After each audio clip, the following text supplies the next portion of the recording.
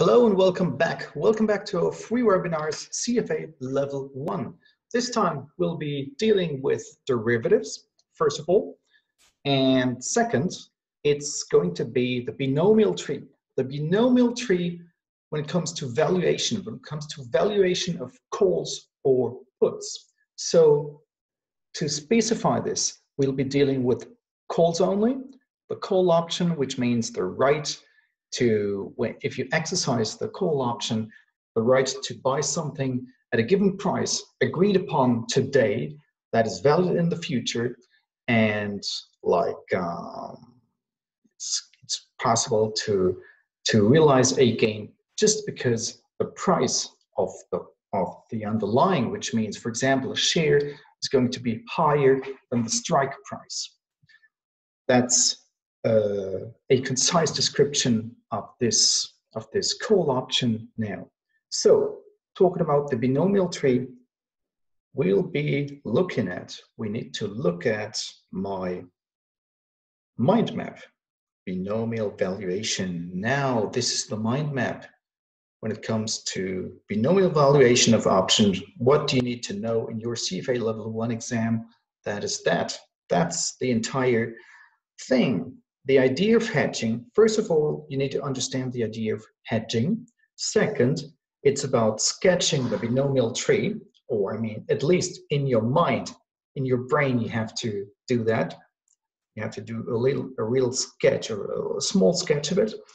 Third, compute the pseudo probabilities, pi and 1 minus pi. Fourth, compute the value of the option today. There's a little formula.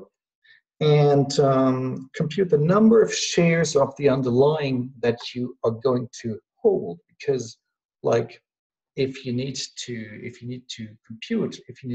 calculate the arbitrage gain, that's important to have computed the small letter h, the small letter h, not only when it comes to the arbitrage gain, but also if you're asked to compute the value of the call option today. So that is that. And of course, the arbitrage gain itself. But let us see. I have something for you now. This little task, question 409 out of my mock exam questions, out of my very many questions that we have now on lamberteducation.com or on www.daniel-lambert.de. The value of a share today might be 50 euros, for example, and it could go up or it could go down, denoted by the up factor or denoted by the down factor. The value of a call option as of today will be closest to answer A, answer B, or answer C, whatever the answers might be. Cool. Cool. So now, if we go back to the Lambert mind map, of derivatives, it's first of all the idea of hedging. What is the idea? What is the idea of hedging? So first of all, the idea of hedging is this. We have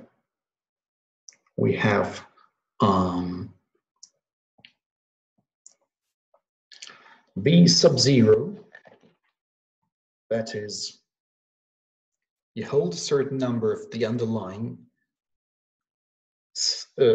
H times S0. So the value of the share today, if it's going to be a share, the underlying, if the underlying is a share, it is denoted by S0 minus C0, so minus because you want to hold exactly one call option. So that is the amount of money invested today. The amount of money invested today is this. So that's the idea. First, you sell one call and you hold 8 units of the underlying.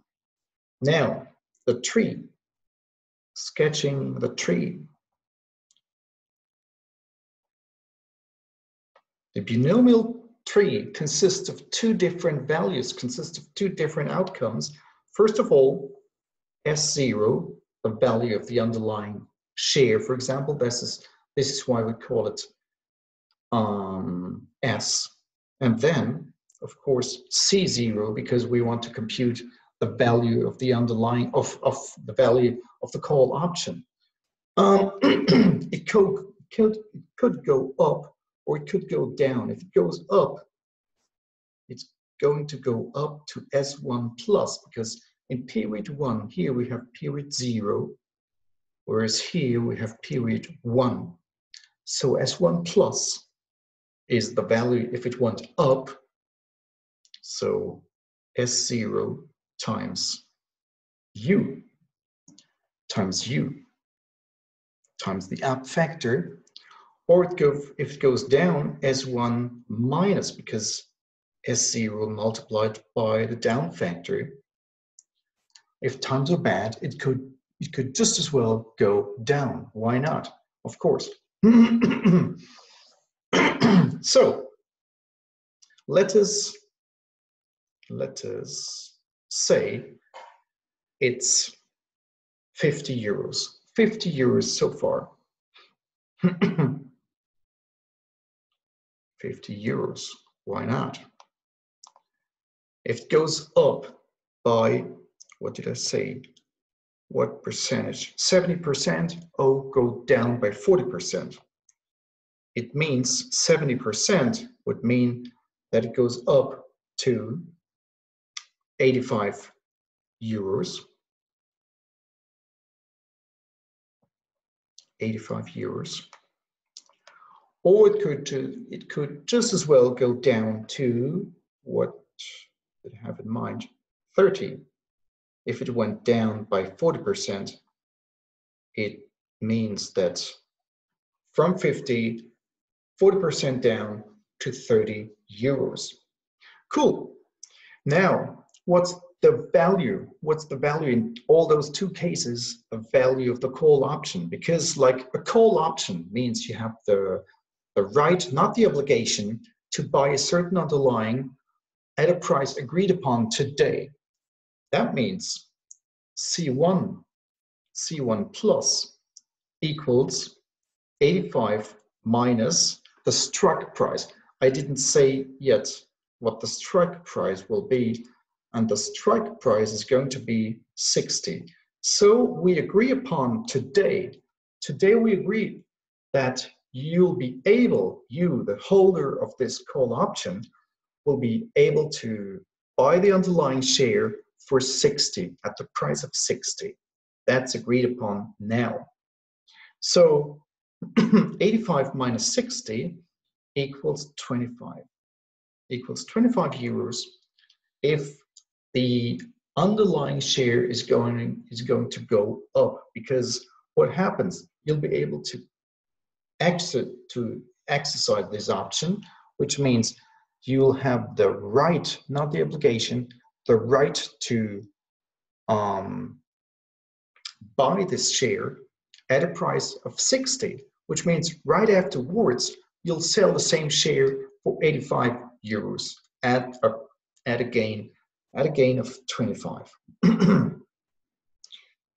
Same holds true if it goes down, if the situation is going to be bad, so you won't exercise the option. Because why? Because like exercising it means you have to buy it for 60. You have the right to buy it for 60, but you could only sell it for 30, which is bad. So it's better, it would be better not to exercise the option at all, which means 0 is the price in this situation.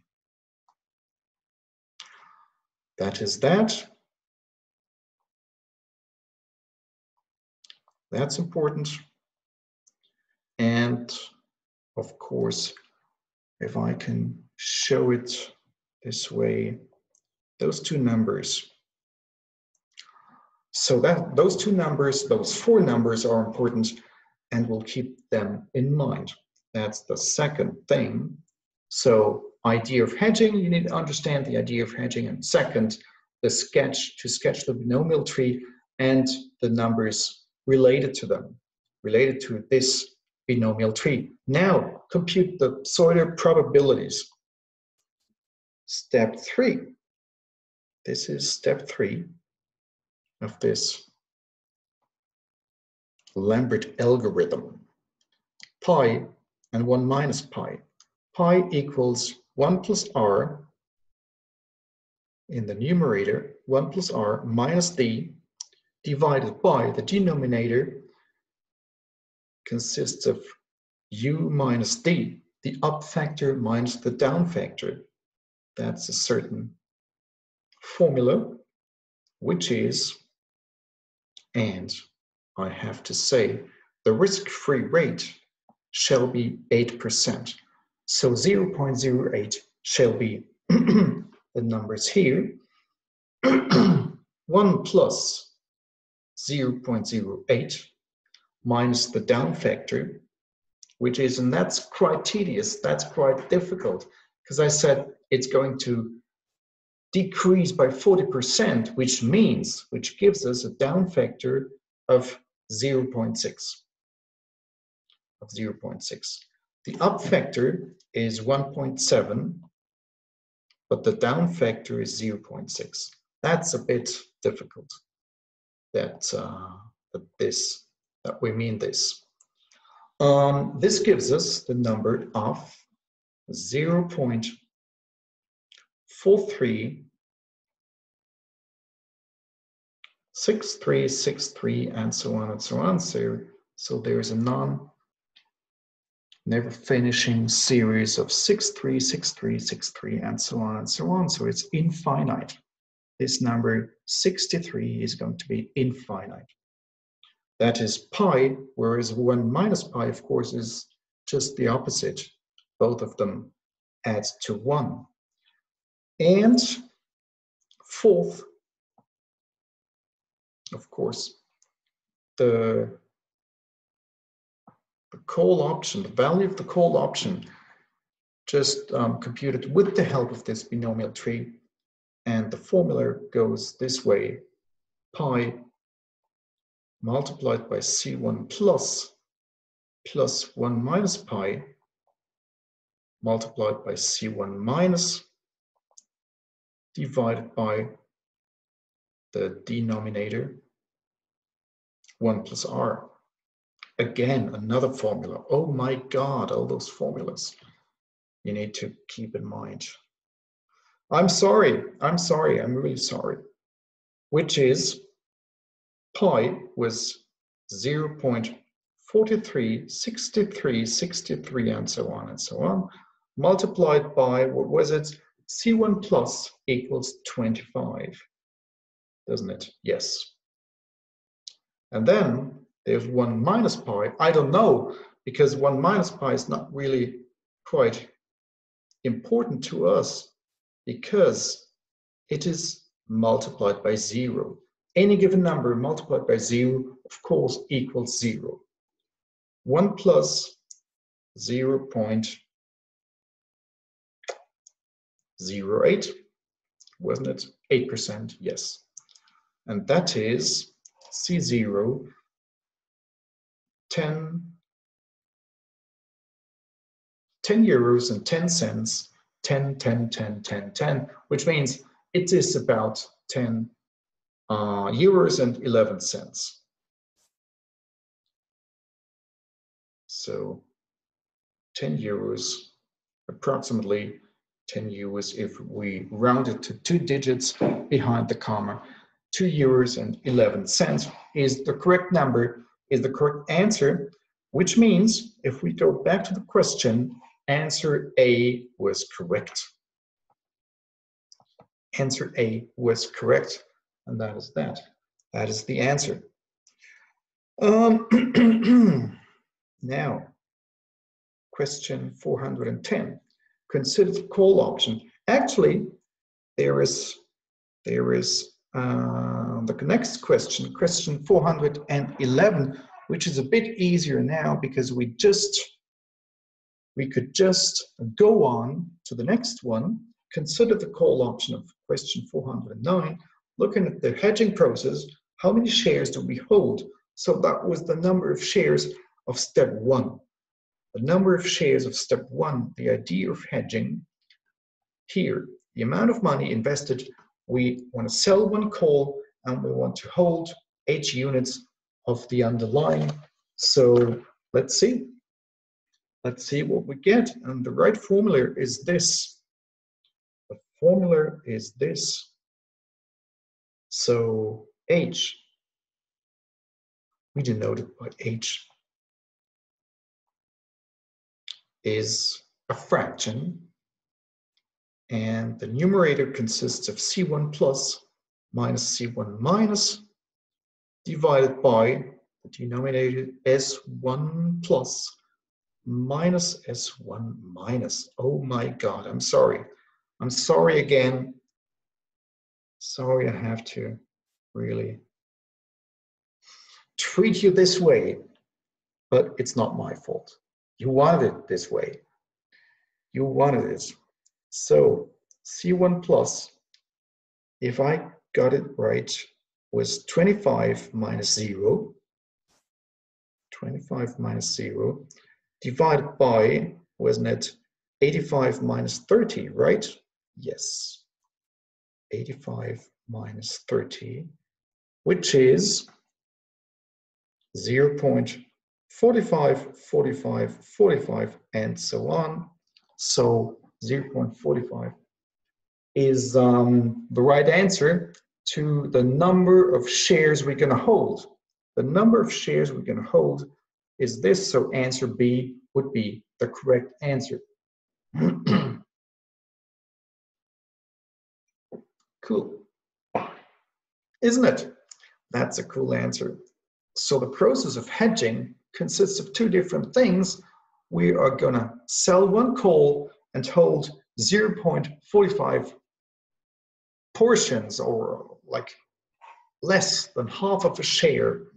Now you could tell me, oh my God, Daniel, what is this? How can you possibly hold just a fraction of a share? But that's part of the idea. That is part of the idea that we're not going to hold exactly 1 share or no share at all, but a portion of a share is held here. That was the 3rd question. And what was I going to say? Yes, the 3rd question here, or the 2nd, consider the call option, and any call option, which of the following is not a factor, in the pricing of an option in the binomial tree: the strike price, the risk-free rate, or the probability that the price of the underlying share will go down. And the answer is C. The answer is C, because the strike price is a factor as well as the risk-free rate. The strike price was a factor because we computed the numbers 85 and 0. 85 and 0, going back to this, yes, 85 and 30, I'm sorry. 85 and 30 were the prices going up or down, and 25 and 0 had the strike price in it, at least implicitly, because, like, for example, the 25 was minus 85 minus 60, and the number 0 also went back to the strike price, because if we have a price of 30 and the strike price is 60, there's no use. There's no use in exercising this option, so this value was 0. Implicitly looking at the strike price of 60. So the strike price is a factor, maybe even a very important factor, but is a factor. So this was not the right answer, because we were looking for a false answer, not a factor.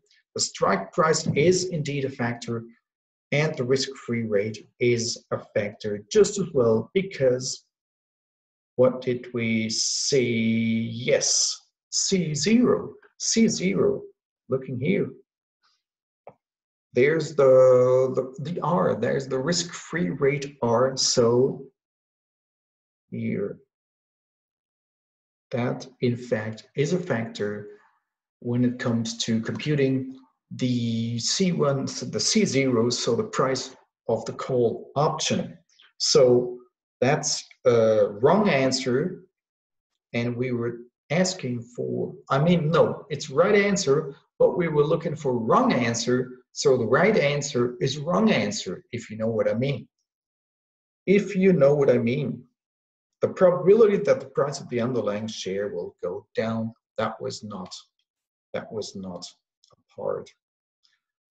So yes, and that was this webinar. This was a quite short webinar. We were dealing with the binomial tree. The binomial tree was a measure of how to compute the value of a call option. Thanks for watching. Thanks for listening. If you're interested in our webinars, there were other webinars, not free webinars, but paid webinars in German and in English, and they will happen in 10 days from now. It will happen in November. Go to lamberteducation.com to see more on this. Thanks for watching. Thanks for listening. I'm Daniel Lambert, Berlin.